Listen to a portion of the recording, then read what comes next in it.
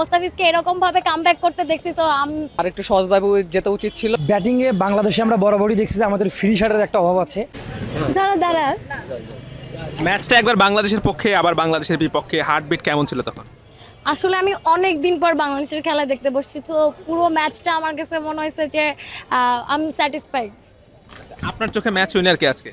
অবশ্যই মোস্তাফিজ, কারণ আমি যেই সময়টাতে হচ্ছে যে খেলা দেখতে মানে ছেড়ে দিয়েছিলাম সেই সময় মোস্তাফিজের একটা ব্রেকডাউন চলতেছিল। সো আজকে এতদিন পরে যখন আমি মোস্তাফিজকে এরকমভাবে কামব্যাক করতে দেখছি, সো মানে ওই আজকের ম্যাচের আমার কাছে। খেলা দেখা ছেড়ে দিয়েছিলেন কেন? এমনিতেই আসলে বাংলাদেশের মানে খেলা দেখতে দেখতে আসলে এত হার্ট ব্রেক হচ্ছিল, এই জন্য খেলা দেখা ছেড়ে দিয়েছিল। আজকে খেলা দেখাটা আসলে পোষাইছে কিনা? একদম একদম পুরো হচ্ছে যে হ্যাঁ রান কম ছিল, এটা ট্রু। আমাদের আরও জায়গায় গ্রুমিং করা দরকার, বাট প্রত্যেকটা প্লেয়ার নিজের জায়গা থেকে বেস্ট করছে।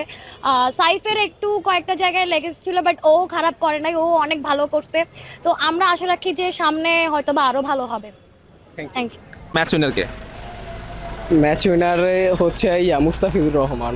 তিনি যদি ওই যে লাস্ট ওভারটা যদি ভালো মতো চেক যদি না দিতেন বা আবার উইকেটটা যদি না নিতে পারতেন, তাহলে খেলাটা ঘুরে যেতে পারতো।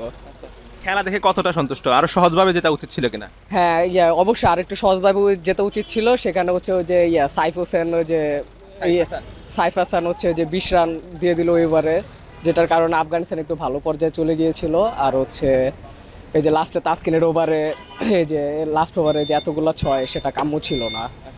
এই যে ম্যাচ একবার বাংলাদেশের দিকে আসছে আবার যাচ্ছে, মানে তখন হার্টবিটের অবস্থা কেমন ছিল? হার্টবিট শুধু পাঞ্চিং করতেছিল যে আসলে কি জিততে পারবে তো বাংলাদেশ, তো একটা টেনশন তো কাজ করে অবশ্যই, সেই টেনশনই ছিলাম। আচ্ছা, ধন্যবাদ।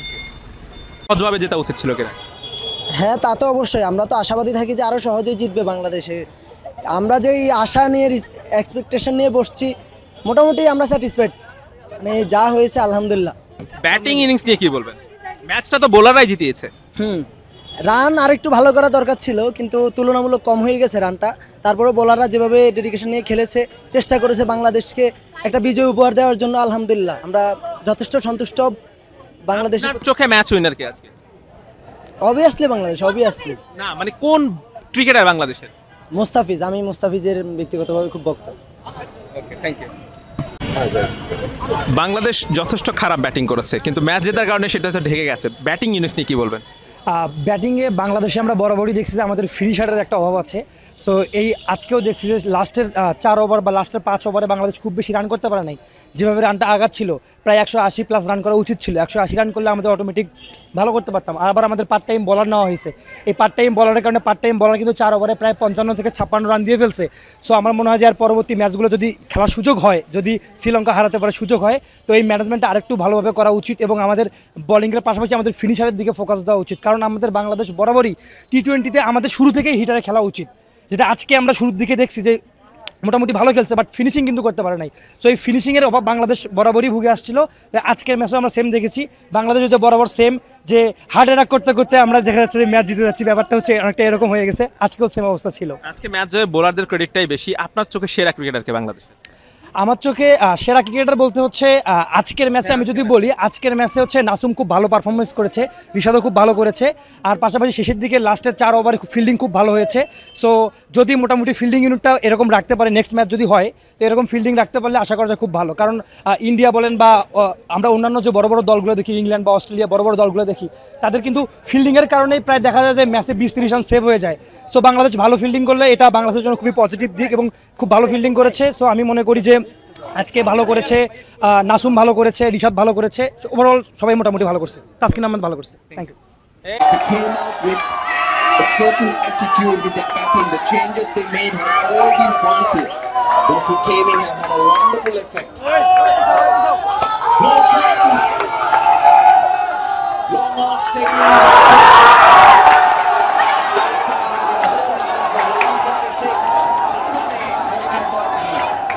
alive.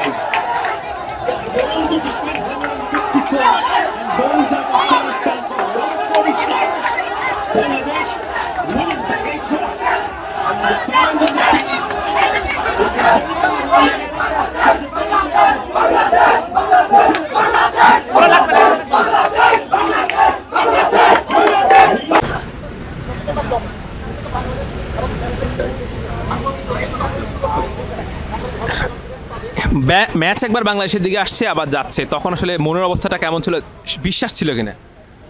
আমাদের শেষ পর্যন্ত বিশ্বাস ছিল বাংলাদেশ ম্যাচটা হয়তো উইন করবে। বিশেষ করে নাসুমের যে স্টার্টটা প্রথম বল থেকে ওই জায়গা থেকে আমরা মনে হয় অনেকটা এগিয়ে যাই, পাওয়ার প্লেতে আমরা এগিয়ে যাই, কিন্তু আমাদের মূল বলার ছিল 4টা, ওটা আমাদের সবচেয়ে সমস্যা। শেখ মেহেদি বা তানজিম সাকিব থাকলে তাহলে আমাদের ঘাটতিটা একটু কম হতো। ওভারঅল ম্যাচ থেকে কতটা খুশি? আলহামদুলিল্লাহ অনেকটাই খুশি।